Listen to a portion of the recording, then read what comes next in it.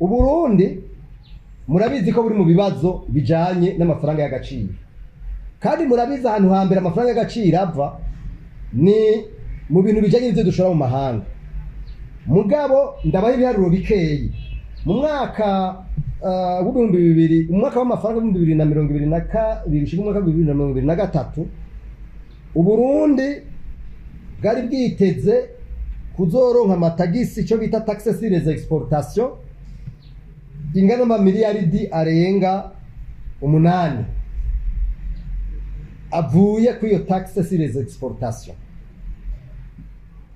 Mugabo nagenda babwire yuko Burundi bwaronse hafi sakaranteye miliyo, no kuvuga 2%. 2% ni Burundi bwaronse avuye mu ntuze. Umuntu ashaka kwicara kwiyibaza ikibazo, none ivyo bintu bishika gutyo habaye iki? Ico ni cyambere.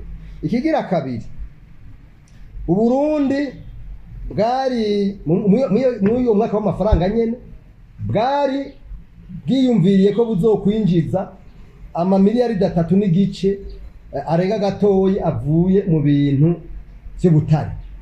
Ariko nagenda babwire habaye ico bita isuzumwa umwaka waheze binjije ubusa. Murumva ubu ninjije ubusa ko ubusa nyene bayinjije ubusa. Umuntu agaca yibaza, none mu by'ukuri ubushikiranganje bujejwe ubutare ubwo numva ko bukwiye gufutwa none cyangwa ushinganje bujejwe akava. None mumva mu by'ukuri ivyo bintu bifize siguro kandi vyamuko ntagire uzo wabenshi vyamuko iyumvira ubusa. Nico kimwe n'abantu baje guhanya giturire muramwumva mwese abategetsi batubwira yuko mu mafaranga yashubijwe. Mugabo kubivuga mu majambo twese turaba ibiharuro, usanga bavuze ngo bategekanije bazokwinjira amamiliyari, mugabo waza kuraba arafendorane ubusa zero. Ibintu rero by'intwari bereye no gukora ku mutagaragaro tutabishize imbere bizotugora cyane. Ivyo umwaka sizogonda bivuga kuko nababwiye vy'ama prevision barabishiramwo, mugabo twebwe turabara realisation yabe biba byinjiye. Igera ibintu byinjiye tutabibona bica bigora.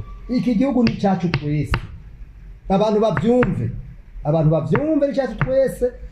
Suko umuntu ari imbere agitwara umushikiranganje cyangwa agikunda gusumba abandi, turabibona bagikunda kubera bari gufite ibyo bariko baragisomako.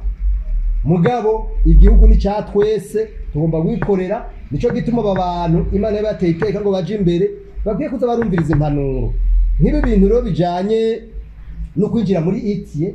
Nibagerageze bayinjiremo, mugabo ntibinjire bagiye gusa guherekeza. Nibayinjiremo nkuko binjiye muri ya masezerano yo kugwanya igiturire binjiramwo, mugabo ntagire kintu kimwe basubira gukora. Twipfuza neza yuko binjiye by'ukuri amajambo ajana n'ingiro.